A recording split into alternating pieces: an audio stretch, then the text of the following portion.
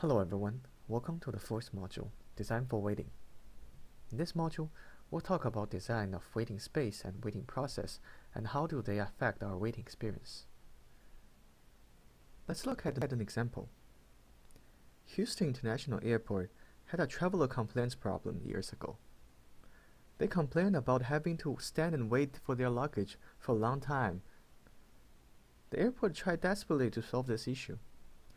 They spent a lot of money hiring additional staff or optimizing the routing of luggage, but nothing worked. Travelers just hate waiting after a long, tiring flight.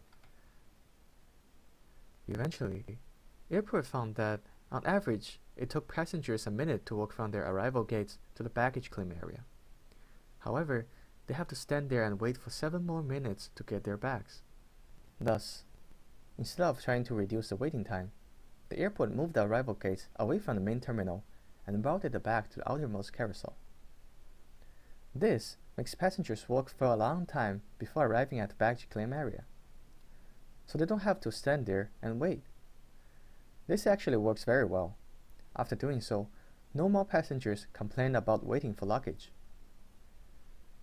This is an example of active waiting, a design of waiting process. In queuing psychology, when people are occupied during waiting, they tend to notice time less, thus perceive a shorter waiting time. Active waiting can also be seen in the design of elevators. After World War II, high-rise buildings were spreading in Manhattan area. However, this led to complaints about elevator delays, especially in the morning. Because making elevators going faster is not possible, the manager decided to install mirrors. How does this help? Now, tenants will just look at mirrors and tidy up without noticing the wait, and the complaints stopped. Moreover, sometimes active waiting can not only reduce customers' perceived waiting time, but also increase the service efficiency. In hospitals, while waiting for our doctor, we're given detailed forms about our medical history or symptoms to fill in. Such task occupies our waiting time and also helps hospital operation.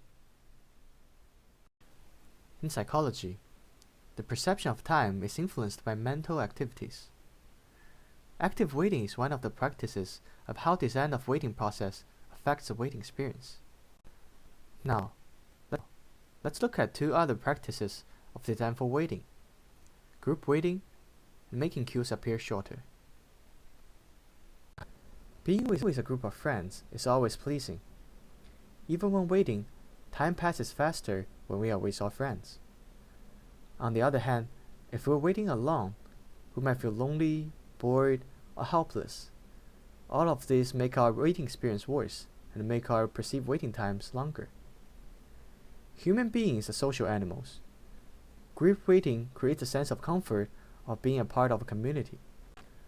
In this photo, K-pop fans are waiting together for their idol's concert tickets, and their waiting time quickly passes as they talk to each other, sharing similar hobbies.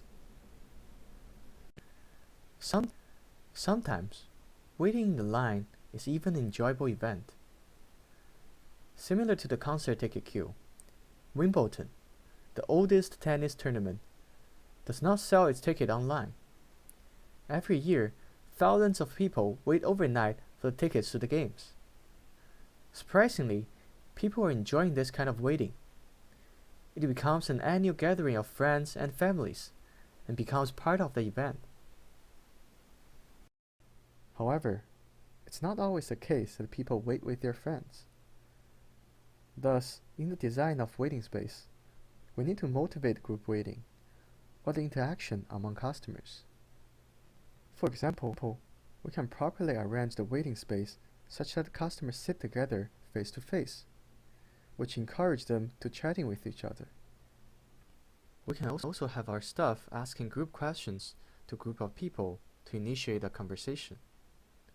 In this photo, a mayor in Hawaii visited a local DMV and chat with people in the queue. This created a sense of community and improved customers' waiting experience. People hate queues, and it's not always possible to reduce queue length. However, we can cheat by making queues appear shorter. In airport, DMVs, or fast food restaurant, we see this kind of zigzagging queues. Such queue looks shorter than a street queue with the same number of people in it. Moreover, it helps saving space and induce active waiting as people have to constantly move forward in the queue. Let's look at another example of making queues appear shorter. Look at the following two scenarios and see which one you prefer. In the first one, you receive a waiting number of 85, and the current customer being processed is 53. There are 32 people ahead of you. On the other hand, according to a service type, you're giving a letter, B. Your waiting number is now B49. Currently, the customer B35 is being served. Now, there are still 32 people ahead of you, but it feels like 14. As we can see, by labeling different types of customers using letters, the queue appears to be shorter. We can see this technique in bank, government agency, or restaurant, where the letter stands for the size of the table. When talk about design for waiting, Disney is the master of it. It has a group of scientists studying queuing psychology and trying to optimize their customers' waiting experience. Now, let's take a look at how they implement the techniques we mentioned. First, Disney's active waiting. Disney's waiting space is specifically designed for each ride. In fact, the waiting becomes part of the ride, as tourists enjoy the themed waiting space, interactive elements, and beautiful scenery. Let's look at an example.